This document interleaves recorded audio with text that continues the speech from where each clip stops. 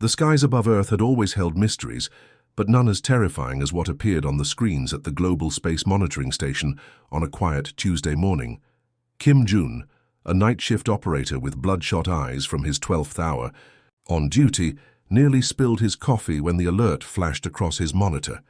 The computer had detected something massive moving toward our solar system. Not a comet or asteroid, but objects traveling in formation, slowing down in a way that suggested intelligence and purpose. "Sir, you need to see this," Kim called to his supervisor, who rushed over immediately. Within an hour, the station was buzzing with activity. Scientists and military personnel crowded around screens, talking in hushed, urgent tones. By afternoon, the images had reached Dr. Yunmi's desk at Earth's Extraterrestrial Defense Initiative headquarters in Seoul. Dr. Yunmi had spent her life preparing for this moment, though deep down she had hoped it would never come. At 42, she had dedicated her career to studying potential alien threats after discovering strange radio signals during her doctoral research. Most people had called her paranoid. Now, as she studied the data with a growing knot in her stomach, she almost wished they had been right. "The formation and deceleration patterns are consistent with a military approach," she explained to the hastily assembled Global Security Council the next morning. Her voice remained steady despite having been awake for over 30 hours. "Based on the intercepted signals we've managed to partially decode, we believe this is the Valen Empire." The room fell silent. Many councillors looked confused, but a few paled at the name. Dr. Yunmi continued, "For those unfamiliar, our deep space listening posts have picked up transmissions about the Valen for years. They've conquered at least 14 star systems. That we know of. They don't negotiate, they don't share, they take." "How long do we have?" asked the American representative, her knuckles white as she gripped her tablet.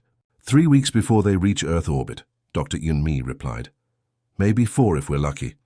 The panic that followed was surprisingly brief. Perhaps the sheer scale of the threat left no room for petty squabbles. Within days, nations that had been enemies for centuries were sharing military resources and scientific knowledge. Border disputes were set aside. Religious leaders called for unity. For the first time in human history, Earth began acting as a single planet rather than a collection of competing countries. At the Quantum Physics Research Center in Busan, Dr. Tai Jin hadn't slept in days. His small team had been granted emergency access to the world's most powerful quantum computer to analyze the Valen fleet's approach. Something about their faster-than-light signature bothered him, a pattern that seemed oddly familiar. "Look, here," he said to his assistant Park Min, pointing to a sequence of energy fluctuations. "Their ships leave these quantum echoes when they transition from FTL. It's almost like..." "Like what?" Park Min leaned closer. "Like they're tearing temporary holes in space-time," Dr. Tae-jin said slowly, an idea forming. "But to maintain those holes, they'd need perfect stability in their quantum fields. Even a small disruption could be catastrophic." As Dr. Tae-jin rushed to share his discovery with Dr. Yun-mi, life on Earth took on a surreal quality. Schools remained open, but lessons focused on human history and achievement. Many quit their jobs to spend time with loved ones. Others volunteered for the rapidly forming Global Defense Force. In her small apartment, Lee Soo watched the news with her grandfather. "Will they kill us all?" she asked, too scared to sugarcoat her words. Her grandfather, who had survived wars and hardships beyond counting, shook his head. "Humans are stubborn. We've faced disasters before. We always find a way." His confidence wasn't shared by everyone. Some religious groups claimed the end times had come. Doomsday preppers retreated to bunkers. Coastal cities saw mass evacuations, as rumors spread that the aliens would target population centers first. But hope flickered to life when Dr. Yun-mi held a global broadcast announcing Dr. Tae-jin's discovery. "Now we have identified what may be a weakness in Valen technology," she said carefully, not wanting to promise too much. "Our best scientists are working on a potential countermeasure." Behind the scenes, Dr. Tae-jin explained his findings to a room of brilliant minds gathered from across the globe. "Their entire fleet uses a synchronized quantum network for navigation. If we can disrupt it..." He didn't need to finish the thought. Everyone understood the implications. As the Valen fleet crossed the orbit of Neptune, Earth's preparations intensified. Old satellite networks were repurposed. Space stations were converted to defense platforms. And in laboratories around the world, scientists worked frantically to develop Dr. Tae Jin's theoretical weapon into something real. No one slept much in those days. The weight of all human history, all human potential, rested on finding a solution before the Armada arrived. But even facing extinction, small moments of humanity persisted. Children played in parks, couples got married, babies were born, and in the skies above, growing larger each day, came the fleet that would either end human civilization or, unknowingly, reveal its greatest strength. News of the approaching Valen fleet spread across Earth like wildfire. People crowded into grocery stores, emptying shelves of canned food and bottled water. Long lines formed at gas stations, banks limited withdrawals, as panic sellers crashed the global markets. Many fled cities for the countryside, creating massive traffic jams that stretched for miles. In the basement laboratory of the Quantum Research Center, Dr. Tae Jin barely noticed the chaos unfolding outside. His world had shrunk to the size of his workstation, where he stared at projection screens filled with data from the approaching alien fleet. Dark circles had formed under his eyes, and his normally neat hair stuck out in all directions from constantly running his hands through it. "More coffee?" asked his colleague Lee Hana, placing a steaming mug beside him. Tae Jin nodded without looking up. "Thanks. The new calculations are running now." The room around them buzzed with activity as 20 of Earth's top physicists worked around the clock. They had set up cots in the corner where they took turns catching a few hours of sleep before returning to work. The wall clock showed 3:17 a.m., but day and night had lost meaning. "I think I've got something," called out Wong Ji, a quantum specialist from Hong Kong. Everyone gathered around his screen as he pointed to a pattern in the data. "Look at these energy signatures. They're maintaining quantum entanglement across their entire fleet. It's like nothing I've ever seen before." Tae Jin leaned closer, his exhaustion momentarily forgotten. "That's how they coordinate faster than light travel without losing cohesion. The entire fleet is quantum linked. But that would require incredible precision," said Hana, frowning at the numbers. "Even our best systems can't maintain entanglement across more than a few particles before decoherence sets in." "Exactly," Tae Jin whispered, a spark of hope igniting in his tired mind. "And any system requiring that level of precision is vulnerable to disruption." Over the next 72 hours, they barely left the lab. They ordered takeout that grew cold before anyone remembered to eat it. Family members called, but conversations were brief. The weight of humanity's future pressed down on every second. 5 days after the initial discovery, Dr. Yoon-mi arrived with General Sun Ha, the newly appointed commander of Earth's Unified Defense Forces. A veteran of 30 years of military service, Sun Ha carried herself with rigid posture that contrasted with her warm eyes. "Tell me you have something," she said without preamble. Tae Jin pointed to a holographic display showing the approaching fleet. "We believe the Valen ships are using quantum entanglement not just for communication, but for their actual propulsion and navigation. It's ingenious, really. They're creating temporary wormholes by synchronizing quantum states across vast distances." "In simple terms, Doctor," Sun Ha said, glancing at her watch, "they're cheating physics by linking all their ships together at the quantum level," Tae Jin explained. "But here's the thing. The entire fleet shares a single navigation network. If one ship loses synchronization, they all do," Dr. Yoon-mi finished, eyes widening. "Exactly. And we think we can trigger that desynchronization." Tae Jin brought up a new simulation. "We're calling it a temporal reversal cascade. Instead of trying to destroy their ships directly, we disrupt their quantum field in a way that essentially pulls them backward through their own wormholes." General Sun Ha studied the simulation with narrowed eyes. "You're saying we could send them back where they came from?" "Not exactly back," Tae Jin said carefully. "More like scatter their component particles across multiple points in space-time. The ships would essentially cease to exist in our reality." A heavy silence fell over the room as the implications sank in. "Can you build this?" Sun Ha finally asked. "We need to construct a quantum pulse emitter large enough to reach their fleet," Tae Jin said. And we need to do it fast. That afternoon, in a global broadcast, General Sun Ha announced the formation of Project Lighthouse, a massive engineering effort to construct the quantum pulse emitter in Earth's orbit. While governments mobilized resources, ordinary people found their own ways to contribute. Manufacturing workers volunteered for round-the-clock shifts to produce the specialized components. Retired engineers came out of retirement. University students organized food delivery networks for the workers. In a small apartment in Seoul, 7-year-old Kim Jun drew pictures of the alien zappers that would save Earth, while his parents, both electrical engineers, studied blueprints for circuit components they would help build the next day. At the International Space Station, astronauts began assembling the first sections of the pulse emitter, their spacewalks lasting far beyond safety protocols as time grew short. 14 days after the initial detection, Dr. Tae Jin stood before a whiteboard filled with equations that might save humanity. His hand trembled slightly as he made a final calculation. "If this works," whispered Hannah, "future generations will remember this moment forever. And if it doesn't," Tae Jin replied, "there won't be any future generations to remember anything." General Sun Ha entered the room, her face grim. "The Valen fleet has passed Mars orbit. Our intelligence suggests they're preparing weapons systems. It's time to finalize your design, Doctor." Tae Jin nodded, turning back to his equations. "The temporal reversal cascade is ready. Now we just need to deliver it." Outside, the sky darkened as evening fell. Few people noticed the sunset. Their eyes turned upward, searching for any sign of the armada that approached. The ships they hoped would soon be erased from existence before they could ever land. The HFY orbital construction site above Earth buzzed with activity, unlike anything humanity had ever attempted.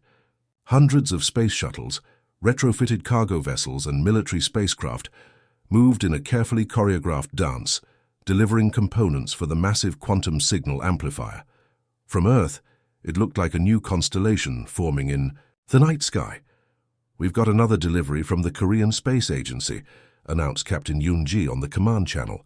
Her spacecraft docked with the main assembly platform, bringing critical quantum resonator parts manufactured in secret facilities across Asia.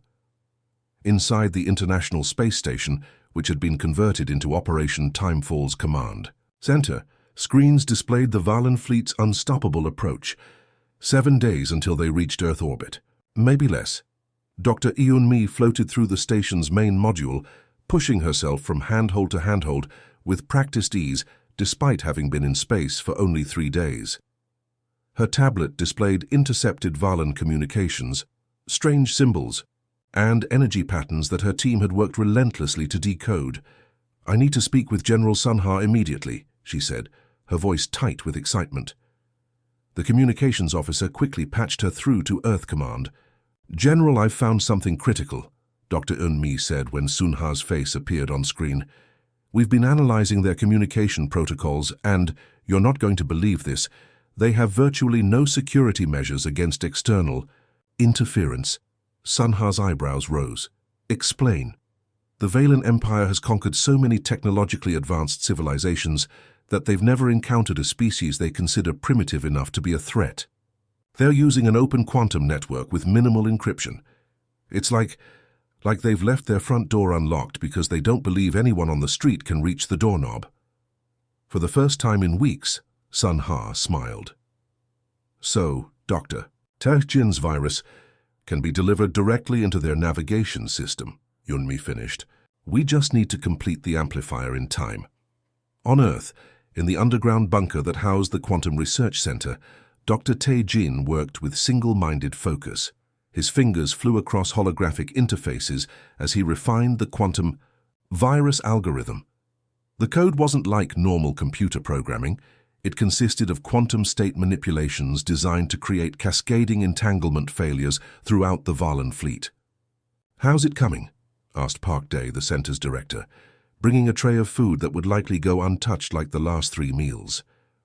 "Almost there," Tae Jin muttered, not looking up. "The virus needs to propagate through their network faster than their systems can adapt. It's like," he paused, searching for words, "like starting an avalanche that moves quicker than they can outrun." Across the globe, humanity held its collective breath. In Tokyo, engineers worked around the clock to build stabilizer components. In Rio de Janeiro, quantum physicists ran simulation after simulation. In Cairo, mathematicians refined the targeting calculations. Traditional enemies shared resources and knowledge without hesitation. The approaching threat had rendered old conflicts meaningless. At a small elementary school converted into a refugee center in Busan, children painted a massive mural showing Earth protected by a glowing shield. "For the space people building our protector," read the note attached when it was digitally transmitted to the orbital construction team. 4 days until arrival. The amplifier was only 60% complete. "We need more time," insisted the chief, engineer during the global status update. "The stabilization rings aren't aligned properly. If we activate too soon, the whole structure could collapse. The Valen fleet isn't going to give us more time," General Sunha replied flatly. "We launch when they cross lunar orbit, ready or not." In space, astronauts and cosmonauts worked in shifts that stretched human endurance to its limits. Sleep was limited to 4-hour bursts. Minor injuries went untreated, every minute counted. "Pass me the molecular bonding tool," said Commander Cho Hee to her partner, during a critical spacewalk to connect the amplifier's main emitter array. They had been outside for nearly 9 hours, far beyond safety protocols. "Your oxygen is getting low," her partner warned. "We should head back." Cho Hee checked her levels, 17 minutes remaining. "The next team won't have time to finish this section. Just pass me the tool." 3 days until arrival, Dr. Tae Jin uploaded the completed virus to the orbital team. His hands shook as he initiated the transfer, his body finally betraying the toll of weeks without proper rest. The algorithm represented humanity's only chance, and he couldn't shake the fear that he'd missed something crucial. "It's done," he whispered to the empty room. In homes across the planet, families huddled around screens watching news updates or simply held each other close. Some prayed, some partied as if the world were already ending. Most found themselves suspended in a strange limbo, continuing daily routines while acutely aware that everything might soon end. 2 days until arrival. The amplifier reached 80% completion. Engineers bypassed safety systems and jury-rigged connections, sacrificing longevity for speed. The structure didn't need to last for years, only long enough to deliver its payload. "We've intercepted new transmissions," Dr. Eun-mi reported during the hourly briefing. "The Valen are deploying scouting vessels ahead of the main fleet. They'll reach us approximately 12 hours before the Armada." General Sun Ha made the call. "Operation Timefall will launch when the scouts cross lunar orbit. The amplifier will target the advanced ships first. If the virus works, it should spread back to the main fleet through their shared network." 1 day until arrival, the final components of the amplifier were rushed into place. On the command platform, technicians ran diagnostic after diagnostic, finding problems and solving them on the fly. Kim Ju, a young engineer on her first space mission, spotted a critical flaw in the main emitter's alignment. "The targeting system is off by 0.03 degrees, she reported. "At the distance we're firing, that's a miss by thousands of kilometers. With less than 6 hours until activation, she volunteered to fix it personally. The spacewalk would be dangerous. The section hadn't been properly shielded yet, and solar radiation levels were high. "I'll go with you," said veteran astronaut Lee Won. Together they ventured out into the void, making the delicate adjustments as Earth rotated below and, somewhere beyond the moon, alien vessels approached. In the command center, Dr. Yoon-mi watched the final preparations with Dr. Tae Jin, who had been brought up from Earth for the launch. Neither spoke about what would happen if their plan failed. "Operation Timefall is go for final countdown," announced General Sun Ha's voice from Earth. "Command, may whatever gods exist watch over us all. Quantum amplifier at full power, targeting systems locked. Operation Timefall is now active," announced Commander Cho Hee, her voice steady despite the weight of the moment. The massive orbital structure hummed to life, invisible quantum pulses streaming outward toward the approaching Valen scout ships that had just crossed lunar orbit. On screens throughout the command center, technical readouts showed the virus deployment in real time. a cascade of complex data that represented humanity's last hope. Dr. Tae Jin watched intently, searching for any sign that the virus had penetrated the alien network.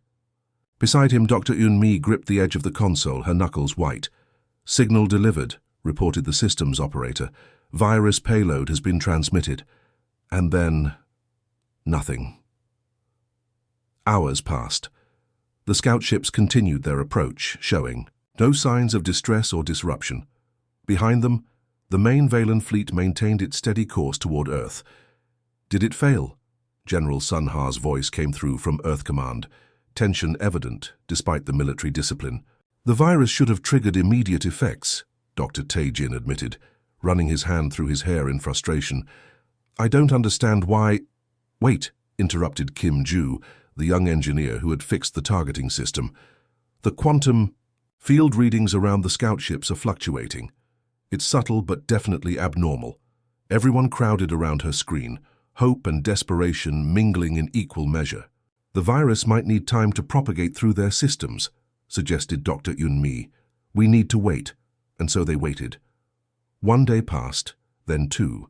The Valen fleet drew ever closer, now clearly visible through the observatory telescopes, massive ships shaped like arrowheads, their hulls gleaming with an unnatural blue light. Military leaders around the world prepared their forces for a conventional defense, though everyone knew Earth's weapons would be useless against such advanced technology. In cities across the planet, many people had already fled to rural areas. Others gathered in churches, temples, and public squares, finding comfort in community, as they faced what might be humanity's final hours. News broadcasts maintained a somber vigil, reporting the fleet's approach with increasingly grim updates. On the 3rd day after activation, Park Min was monitoring communications in the Seoul Control Center when something unusual appeared on her screen. "We're picking up erratic transmissions from the Valen scouts," she reported, adjusting her headset.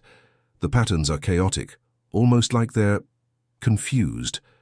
Similar reports began coming in from monitoring stations worldwide. The scout ships had slowed their approach. Their formation, previously perfect, had become slightly irregular. "Something's happening," breathed Dr. Tae Jin, who hadn't slept in nearly 30 hours. In the skies above Earth, visible to the naked eye in some regions, the lead Valen ships began to shimmer strangely, as if they were mirages in a desert. Amateur. Astronomers posted videos online showing the vessels surrounded by unusual distortions of light. "The quantum destabilization is beginning," Dr. Eun-mi announced, her voice trembling with cautious hope. "The virus has successfully infected their navigation network." In orbit, the command team watched in astonishment as the first scout ship suddenly warped, its structure elongating bizarrely before snapping back like a rubber band. A moment later, it seemed to fold in on itself, becoming smaller and smaller, until it simply vanished. "It worked," whispered Commander Cho-hee. "The temporal reversal cascade actually worked." The effect spread rapidly. As each ship disappeared, the quantum disruption traveled backward through the fleet's shared network, like dominoes falling in reverse. The main armada, still beyond lunar orbit, began experiencing the same distortions. Han Ji, a farmer in rural Korea, was gathering his family in their storm cellar when his daughter pointed to the night sky. "Look, father, the stars are dancing." Above them, the massive Valen ships were visible as bright points of light that now twisted and writhed. Some seemed to stretch into long streaks before disappearing entirely. Others pulsed rapidly, growing dimmer with each flash until they winked out of existence. In the orbital command center, cheers broke out as the tactical display showed more and more enemy ships vanishing. The virus had created a cascading failure throughout the entire Valen network, causing their wormhole technology to collapse in on itself. "What exactly is happening to them?" asked General Sun Ha, watching the spectacle from Earth Command. Dr. Tae Jin's exhaustion momentarily lifted as scientific wonder overtook him. "Their quantum entanglement system is collapsing. The ships are being pulled back through the unstable wormholes they created to get here. They're essentially being unmade. Their matter is being scattered across multiple points in space-time." "Are we killing them?" someone asked quietly. Dr. Yun-mi considered this. Not exactly. From their perspective, they may never have left their home system at all. Time and causality become very complicated at this scale. The Valen flagship, a behemoth nearly 20 kilometers long, was the last to go. Its disappearance was spectacular. A silent storm of light and distortion, visible from Earth's surface. Millions watched as the vessel seemed to turn inside out, before collapsing into a pinpoint of brilliant energy that faded to nothing. And then they were gone. All of them. The greatest threat humanity had ever faced had been erased from existence, before firing a single shot. In the command center, the celebration was subdued, part disbelief, part exhaustion, part stunned recognition of what they had accomplished. "We should be dead right now," murmured Lee Won, the veteran astronaut who had helped save the mission. "By all rights, our planet should be under bombardment." Instead, the skies above Earth were clear once more, peaceful under the ancient light of familiar stars. The first message from Earth came from a small girl in Busan whose father worked on the quantum amplifier's power systems. The orbital team played it over the main speakers. "Did the bad ships go away? Can you come home now?" And across the planet, humanity began to realize they would live to see another day. The celebrations lasted for weeks, streets filled with people, dancing, singing, and embracing strangers. Fireworks lit up skies worldwide every night. World leaders declared a new global holiday, Unification Day, to commemorate not just the defeat of the Valen, but the unprecedented cooperation that made it possible. In Seoul, Dr. Tae-jin found himself unexpectedly at the center of a parade in his honor. Confetti rained down as he rode in an open car, waving awkwardly to cheering crowds. He leaned toward Dr. Eun-mi, who sat beside him. "I'm a physicist, not a hero," he muttered. She smiled. "Today you're both." Later that evening, at a quieter gathering with the core research team, they toasted their success with traditional rice wine. The celebration paused when young Park Min rushed in, her eyes wide with excitement. "We're receiving a transmission," she announced breathlessly. "From deep space. It's using Valen communication protocols." The room fell silent. Their victory suddenly felt less certain. 3 days later, representatives from every nation gathered at the United Nations to view the translated message. General Sun Ha stood at attention beside the world's top leaders as the projection began. A being appeared on screen, humanoid, but with iridescent blue skin and eyes like liquid silver. It spoke. Its words translated by the system Dr. Yun-mi's team had developed during the crisis. "I am High Commander Cole of the Valen Empire. Our expedition fleet to your world has vanished completely from our sensors. This is unprecedented. We request dialogue." The request was more demand than question, but the tone lacked the arrogance they had expected from a conquering empire. If anything, the commander sounded confused. Earth's unified response was carefully crafted. A brief explanation of what had happened, coupled with a clear message. Earth wished for peace but was prepared to defend itself against any further aggression. 6 months passed. Earth remained vigilant but focused primarily on integrating the advanced technology developed during the crisis. The quantum amplifier remained in orbit, constantly upgraded as both shield and sword. Dr. Tae-jin had just finished teaching a class at the new Global Defense Academy when his assistant interrupted. "Sir, there's something you need to see."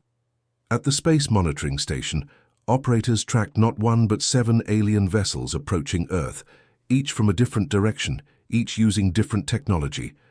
"Are they Valen?" asked President Young of the Global Defense Council. "No," replied Dr. Yun-mi, studying the readings.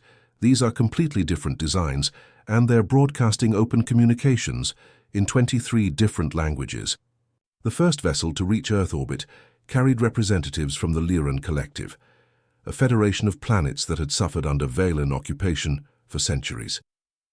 Their ambassador, a tall being with 4 arms and feathered skin, bowed deeply before the Earth delegation. "Word has spread across the galaxy," the ambassador explained. "The primitive world that erased a Valen battle fleet. Many thought it impossible, some called it a myth. We had to see for ourselves." In the following weeks, more delegations arrived. the crystalline Mej, the gaseous Warren entities, the insectoid Thrill Hive. Each had their own story of Valen oppression. Each came with offers of alliance, technology exchange, and trade. Most surprising was the arrival of a small Valen diplomatic vessel 3 months later. Unlike the warships, it approached with transparent communications and requested permission to enter orbit. Earth granted it, though the quantum amplifier remained targeted on the ship at all times. The Valen diplomat, a female named Civ, met with Earth representatives in a specially constructed neutral facility in orbit. The loss of our expedition fleet has created political complications within the Empire, she explained carefully. Some factions wish to send another armada. Others feel we should study what happened first. I represent those who believe dialogue is preferable to continued conflict. Dr. Tae Jin, present as a technical advisor, leaned forward. And what does the High Command believe? Civ's silver eyes seemed to flicker. They are hesitant. Your technology suggests capabilities we did not anticipate. The Empire has not faced a genuine threat in 5,000 years. In private conversations afterward, Dr. Yun Mi and General Sun Ha debated what this meant. They're afraid of us, Sun Ha said bluntly. They're reassessing, corrected Yun Mi. That gives us time. Earth used that time wisely. The quantum reversal technology was refined and miniaturized. Soon, every Earth vessel carried a defensive system that could create localized temporal displacements. Dr. Tai Jin led efforts to understand other alien technologies now available through new alliances. 1 year after the Valen fleet's erasure, Earth launched its first true starship, the UES Timefall. Its maiden voyage carried diplomats and scientists to a council of free worlds gathering in a distant star system. As departure day arrived, Dr. Tae Jin stood at the viewport of the orbital station, watching final preparations. Dr. Yun Mi joined. Him? Her reflection appearing beside his in the glass. Did you ever imagine this? She asked. That by defending ourselves, we'd find ourselves part of something so much larger. Tae Jin shook his head. I just wanted to save our world. I never thought about what would come after. Below them, Earth shone blue and white against the darkness, no longer isolated, no longer ignorant of the galaxy around it. Humanity had emerged not as victims or conquerors, but as equals among the stars. The species that had defeated an empire without firing a shot, armed with nothing but human ingenuity and cooperation. What comes next? Asked Yun Mi. Jin smiled. Everything.